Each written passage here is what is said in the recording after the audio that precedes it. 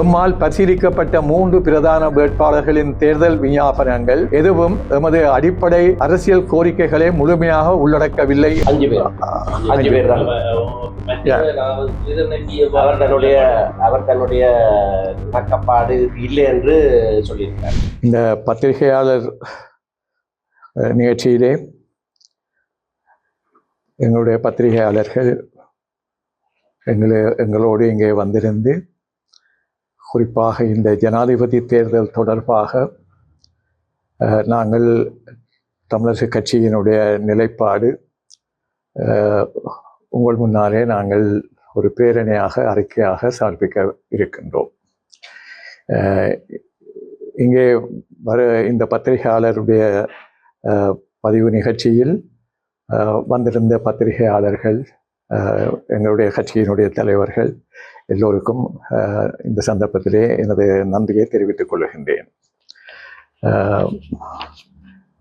நான் இப்பொழுது எங்களால் சமர்ப்பிக்கப்பட்ட அறிக்கை மக்களுக்கும் முழு இலங்கைக்கும் சர்வதேசத்திற்குமாக இந்த அறிக்கையை நாங்கள் வெளியிடுகின்றோம். அதனை இப்பொழுது நான் உங்களுக்கு முன்னால் படித்து காண்பிக்கின்றேன். தேர்தல் அறிக்கை. இலங்கையில் எதிர்வரும் 21/9/24 ஜனாதிபதி தேர்தல் நடைபெற இருக்கின்றது. இத்தேர்தலில் 3 பிரதான வேட்பாளர்களின் தேர்தல் விஞ்ஞாபனங்கள் பரிசீலிக்கப்பட்டன. இத்தேர்தல் விஞ்ஞாபனங்களில் குறிப்பாக தமிழ் மக்களுக்கான அரசியல் தீர்வு மற்றும் தமிழ் மக்களின் பிரதேசங்களின் பொருளாதார மேம்பாடு பற்றி கவனம் செலுத்தப்பட்டது. இவ்விஞ்ஞாபனங்களில் புதிய அரசியலமைப்பு உருவாக்குதலும் ஏற்கனவே அரசியலமைப்பில் உள்ள புதிய 13வது அரசியலமைப்பு 13வது அரசியலமைப்பு திருத்தத்தை முழுமையாக அமலாக்குவதும்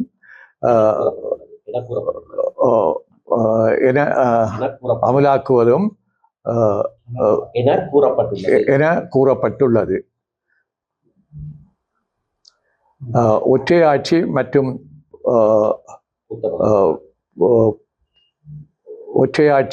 மற்றும் புத்த மதத்திற்கு முன்னுரிமை வழங்கப்பட்டுள்ளமை ஏற்றுக்கொள்ளப்பட முடியாதனவாகும். அதற்கு பதிலாக இனப்பிரச்சினைக்கான அரசியல் தீர்வாக தமிழ் மக்களுக்கான சுயநிர்ணய உரிமை அடிப்படையில் சமஷ்டி கட்டமைப்பின் மூலம் தீர்வு காணப்படுதல் வேண்டும் என்பது பிரதானமாகும். முக்கியமாக இவ்விடயங்களில் ஜனாதிபதி ரணில் விக்ரமசிங்க, ஐக்கிய மக்கள் கட்சி கூட்டணி தலைவர் சஜித் பிரேமதாச, ஏவிபி தலைவர் அனுர குமார திசாநாயக்க ஆகியோருடனும் நேரடியாக பேச்சுக்கள் இடம்பெற்றன. தமிழ் அரசியல் தலைமைகள் தமிழ் பேசும் மக்களின் தேசிய இன பிரச்சினைக்கு தீர்வு காணும் பொருட்டு இணைப்பாட்சி அடிப்படையிலான சமஷ்டி கட்டமைப்பில் முழுமையான தன்னாட்சி சம்பந்தமாக தொடர்ந்து போராடி வந்துள்ளோம். ஜனாதிபதி தேர்தல் முடிந்ததும் புதிய அரசியலமைப்பு உருவாக்கத்தின் பொருட்டு தமிழ் தேசிய இனத்தின் அரசியல் தீர்வுக்கான பிரேரணை முன்வைக்கப்படுதல் வேண்டும். தமிழ் பேசும் மக்கள் என்ற வகையில் முஸ்லிம் சமூகத்துடனும் மலையக தமிழர்களுடனும் இணைந்து செயல்படுதல் வேண்டும். 13வது அரசியல் திருத்தம் அரசியலமைப்பின் ஒற்றையாட்சிக்கு உட்பட்டது. இதனை அரசியல் தீர்வாக எம்மால் ஏற்றுக்கொள்ளப்படவில்லை என்பதை குறிப்பிட வேண்டும். இருப்பினும் தமிழினத்தின் பிரச்சினைக்கு நிரந்தர அரசியல் தீர்வொன்றை அடையும் வரை இந்திய அரசின் நட்புறவுடன் 13வது திருத்த சட்டத்தின் மூலம் நடைமுறையில் இருக்கும் மாகாண அரசியலமைப்பை முழுமையாக நடைமுறைக்குட்படுத்த நாம் முழு ஒத்துழைப்பையும் வழங்க வேண்டும். 2002 டிசம்பரில் ஏற்பட்ட ஒஸ்லோ உடன்பாட்டில் சில அடிப்படை கோட்பாடுகளின் மீது இணக்கம் காணப்பட்டது. அக்கோட்பாடு பின்வருமாறு அமைந்தது. இந்த வரலாற்று நிகழ்வு இன்றும் பரிசீலனைக்கு உரியது. ஒன்றுபட்ட இலங்கைக்குள் தமிழ் பேசும் மக்களின் வரலாற்று ரீதியான வாழ்விட பகுதிகளில் உள்ளக சீரணய கொள்கையின் பிரகாரம் சமஷ்டி கட்டமைப்பின் அடிப்படையில் அமைந்த தீர்வொன்றை ஆராய்தல் என்பதாகும். சர்வதேச நியமங்களின் படியும் சர்வதேச சாசனங்களின் படியும் தமிழர்களாகிய நாங்கள் தனிச்சிறப்புமிக்க மக்கள் குழாமாவோம். ஒரு மக்கள் குழாமான நாங்கள் பேரினவாதத்தின் பிடிக்கு ஆட்படாது கௌரவத்துடனும் சுயமரியாதையுடனும் சுதந்திரமாகவும் அச்சமின்றியும் நாட்டின் ஏனைய மக்களுடன் சமத்துவமுள்ள மக்களாக வாழ விரும்புகிறோம். 2015 இலங்கை வந்த பாரத பிரதமர் நரேந்திர மோடி அவர்கள் மார்ச் 13 இலங்கை பாராளுமன்றத்தில் உரையாற்றிய போது பின்வருமாறு கூறினார். எமது சமூகத்தில் உள்ள அனைத்து பாகங்களின் அபிலாஷைகளுக்கும் நாம் மதிப்பளிக்கும் போது எம் நாட்டின் ஒவ்வொரு பிரஜையின் சக்திகளையும் எமது நாடு உள்வாங்கிக் கொள்ளும். மாநிலங்கள், மாவட்டங்கள் மற்றும் கிராமங்களை இவ்வாறு வலுவூட்டும் பொழுது நாடு மென்மேலும் மேம்படும் கூட்டி சமஷ்டியில் நான் திறமான நம்பிக்கை கொண்டவன் என்பதையும் குறிப்பிட்டார். இறையாண்மை என்பது மக்களிடமே உண்டு, அரசிடம் அல்ல என்பதை நாம் வலியுறுத்துகின்றோம்.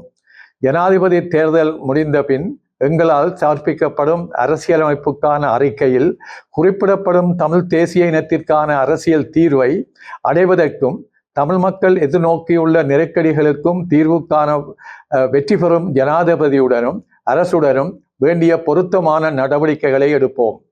தமிழ் தேச மக்கள் அரசியல் தீர்வை தீர்மானிப்பதிலும் அந்த இலட்சியத்தை அடைவதற்கு இடர்களோ முரண்பாடுகளோ ஏற்படாமல் நல்லெண்ணத்துடன் ஒற்றுமை உணர்வுடன் தேர்தலின் போதும் எதிர்காலத்திலும் ஒன்றாக நின்று உழைப்போம் என திடமான தீர்மானத்தை கொண்டிருக்கின்றோம்.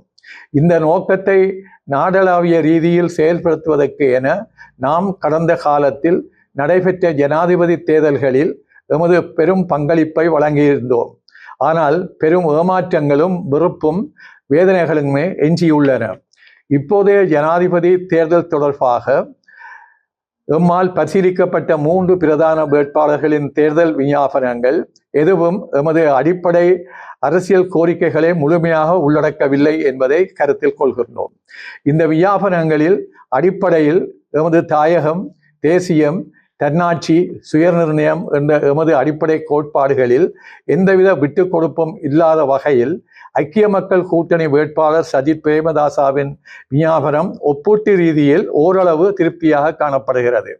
எனவே 2024 செப்டம்பர் 21 நடைபெற உள்ள ஜனாதிபதி தேர்தலின் வாக்களிப்பின் போது ஐக்கிய மக்கள் கூட்டணியின் வேட்பாளர் சஜித் பிரேமதாசா அவர்களை ஆதரிப்பது என்ற எமது கட்சியின் மத்திய குழு தீர்மானத்துக்கு அமைவாக வாக்காளர்கள் உரியவாறு தங்கள் வாக்கை அளிப்பதற்கு அவருக்கு வழங்க வேண்டும் என அன்புடன் கோருகின்றோம். இந்த அறிக்கை நாங்கள் இப்பொழுது உங்களுக்கு சொல்லுகின்ற பொழுது எங்கள் மக்களுடைய விடுதலை என்ற இலட்சியத்தை அடைவதற்காக நாங்கள் அனைவரும் தேர்தல் முடிந்ததற்கு பின்னரும் அல்லது இப்பொழுதும் எந்த முரண்பாடுகளுக்கும் இடமளிக்காமல் ஒற்றுமையுடன் நாங்கள் இப்பொழுது குறிப்பிட்ட விடயங்களை உள்வாங்கி நீங்கள் இந்த தேர்தலில் பங்கு கொள்ள வேண்டும் என்று எங்களுடைய மக்களை அன்போடு கேட்டுக்கொள்கின்றோம். நன்றி, வணக்கம். 6 பேரும் இதுக்கான ஒப்புதலை அளித்திருக்கிறார்களா அல்லது 5 பேர் தான்? 5 பேர். 5 பேர் தான். அவர் தன்னுடைய இணக்கப்பாடு இல்லை என்று சொல்லியிருக்கிறார். சரி, அவ்வளவு. நேரடியாக கலந்துரையாடும் போது இவ்வளவுதான் இன்றைக்கு நாங்கள் கொடுக்கிற அறிக்கை. தயவு செய்து இந்த அறிக்கையை நீங்கள் பிரசுரம் பண்ணுங்க.